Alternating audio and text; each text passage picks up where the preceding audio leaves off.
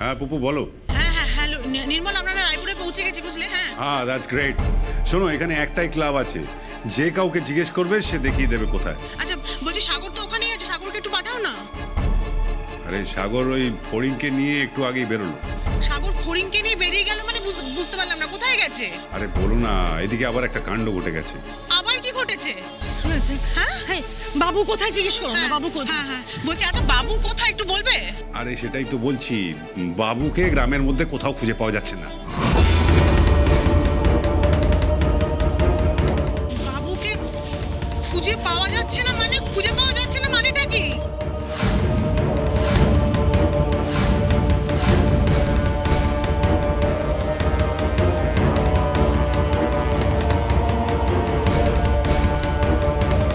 বাবুদাকে কোথাও পেলাম না।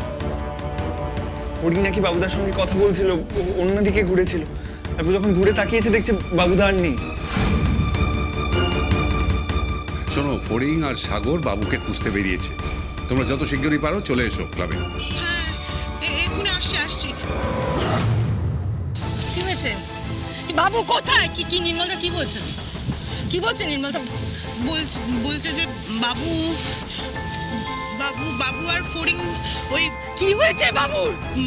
মাঠে কথা বলছিল তো, সেখান থেকে বাবু নাকি উধাও হয়ে গেছে, বাবুকে খুঁজে পাওয়া যাচ্ছে না। ফড়িংয়ের সাথে কথা বলতে বলতে বাবু তো উধাও হয়ে গেল। স্ট্রেঞ্জ।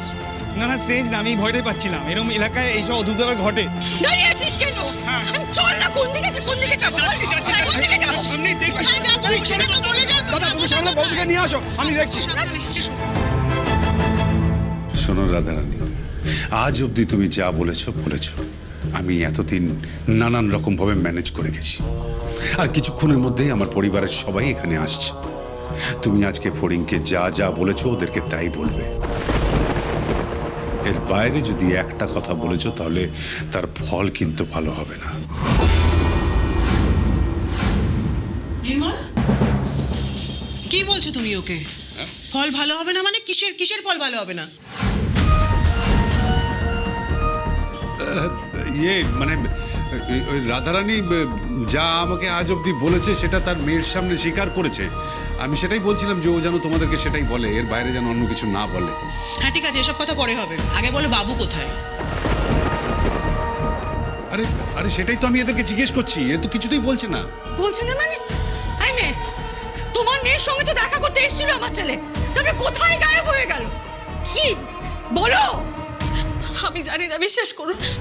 আপনি ওনাকে জিজ্ঞাসা করুন, আমি এই ঘর ছেড়ে কোথাও যাইনি। কিন্তু ফড়িংয়ের সাথে তো বাবুদার দেখা হয়েছিল, ও কিছু বলতে পারছে না। ফড়িং তো গেল অভ্রবাবুকে খুঁজতে, আপনাদের বাড়ি ছোট ছেলেও গেছে ওর সাথে। আরে বাবা, সাগর এখানকার কিছু চেনে নাকি? ফড়িং ওকে যেখানে নিয়ে যাবে সেখানেই তো ও যাবে। আচ্ছা বাবু তার অফিসে বা পুরনো কোয়ার্টারে যায়নি তো? না রে,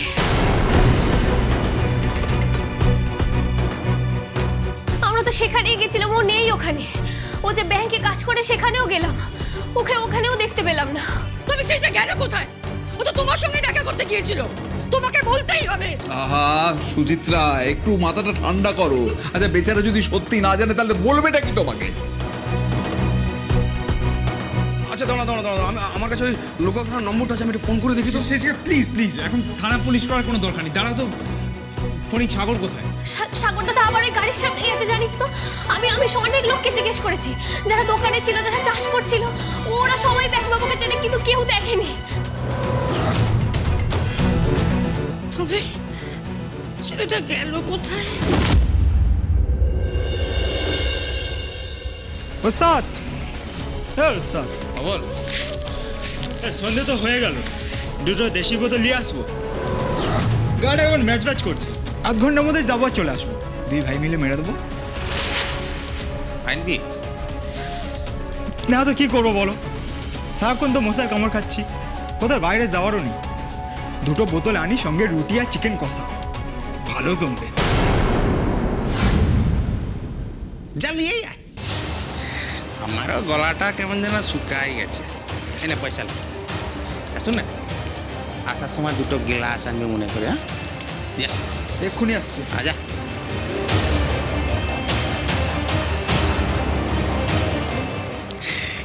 কাকা খাবে নাকি দুধ হ্যাঁ পুরো খাঁটি দেশি আছে সঙ্গে রুটি আর মাংস চলবে হ্যাঁ?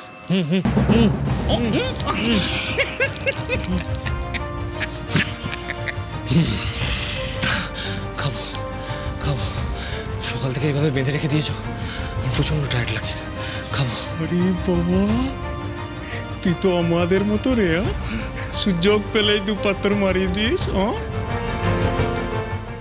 তো একটা কথা চিল্লামিল্লি করলে কিন্তু একটু পাবি না ঠিক আছে তুই বস একটু আসছি হ্যাঁ বসো। আমাকে এখান থেকে বেরোতে হবে যেভাবেই হোক বেরোতে হবে এই গোবিন্দ সাহা লোকটাই ফড়িংকে অন্য ছেলের গলায় ঝোলানোর চেষ্টা করছে এই চক্কর থেকে ফড়িংকে আমায় উদ্ধার করতেই হবে যেভাবেই হোক। আমার মা মিথ্যে কথা বলে না। সে যখন একবার নির্মল মামার নামে এই কথাগুলো বলেছে তার মানে মামা কিছু না কিছু তো করেইছে। মা বল না, সুযোগ তো পেয়েছিলি সব সত্যি কথা বলার, কেন বলে দিলি না বল? কেন কথা ঘুরিয়ে দিলি? কেন যখন দোষ নিজের ঘাড়ে নিলি? মা এই মা, ওই মামা তোকে ভয় দেখিয়েছে? বল না, বল না কি বলেছে ওই মামা তোকে? আমার মাকে কেউ ভয় দেখিয়ে মিথ্যা কথা বলিয়ে নেবে, এটা ফড়িং সহ্য করতে পারবে না মা। ফড়িং অভ্রবাবুকে খুঁজে পাওয়া যাচ্ছে না। একটা মানুষ এলো তারপর হঠাৎ উধাও হয়ে গেল। এটা কি ভয়ঙ্কর ব্যাপার, তুই বুঝতে পারছিস? পারছি তো মা, আমি যেখান থেকে পারি ব্যাংকবাবুকে খুঁজে আনবো। কোথা থেকে খুঁজে আনবি? গোটা গ্রাম ঘুটঘুটে অন্ধকার, কোথায় খুঁজবি তুই একা একা? ছেলেটা কোথাও চলে গেল নাকি ওর কোনো ক্ষতি হলো সেটাও তো বুঝতে পারছি না। ওরা তো থানায় গেছে না মা, পুলিশ দিয়ে ব্যাংকবাবুর খোঁজ করাবে বলে। সেটাই তো আমার আরো ভয় লাগছে। ভয়ে হাত পা একবারে ঠান্ডা হয়ে যাচ্ছে। তোমার কিসে ভয় মা? ফড়িং অভ্রবাবু আমাদের সাথে দেখা করতে এসেছিল। ওর পরিবারের লোকজন যদি জানতে পারে যে আমাদের বাড়ি থেকে ফেরার পথে ওর কোনো একটা ক্ষতি হয়ে গেছে তাহলে কি হবে বলতো? আরে ওসব কিছু হবে না রে আধা। আরে তোদের যদি পুলিশ ধরে নে যায় তা আমরা আছি কি করতে বল দেখিনি। আর ওসব নিয়ে তোকে ভাবতে হবে না, ও আমরা গ্রামের 5 জন ঠিক সামলে দেবো। তাই তো, অত সহজ নাকি তোদের নামে দোষ দিয়ে দেবে? তাদের বাড়ির ছেলে, সে তার মর্জিতে এসেছে, তারপর সে কোথায় লুকিয়েছে, কোথায় না কোথায় গিয়েছে, সেই দায় কি তোদের নাকি? হ্যাঁ, কিন্তু তোমরা এত কথা জানলে কি করে? এখন গ্রাম শুদ্ধ সবাই সব জানে ওই ব্যাংকবাবু নাকি ফড়িংরে বিয়ে করতে চেয়েছে। সবাই জেনে গেছে? দেখো দিনি, এতে না জানার কি আছে? আরে তোমার ব্যাংকবাবুই তো সারা গ্রামে একবার রইটে বেরিয়েছে। ওসব তো ওই বদনাম করার ধান্দা গো, বদনাম করার ধান্দা। কি গো তুমি কি বলো? হ্যাঁ তাই তো ওসব বড়লোকের ছেলের কথা বলিস না তোরা। তুই তোর মেয়ের বিয়ের কথা ভাব। তাই তো ভাবতে চেয়েছিলাম দিদি, সেই জন্যই তো তোমাদের বলেছিলাম বিয়ের ব্যবস্থা করতে।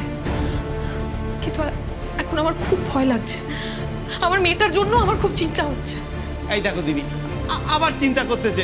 আমি তো বললাম ওই নিয়ে ভাবিসনি, বরঞ্চ মেয়ের জন্য যেটা ঠিক করেছিস সেটাই কর।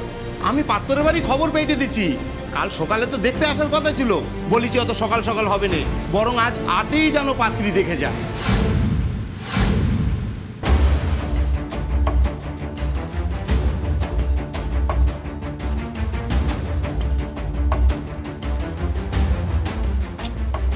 স্যার প্লিজ কিছু একটা করুন। করছি তো, চিন্তা করছি, ভাবছি। আরে কি এত ভাবছেন বলুন তো? নৌকো। নৌকো মানে? নৌকো মানে আমি ভাবছি যে আপনাদের ছেলে নৌকো করে নদী পেরিয়ে কাকদ্বীপ চলে গেছে।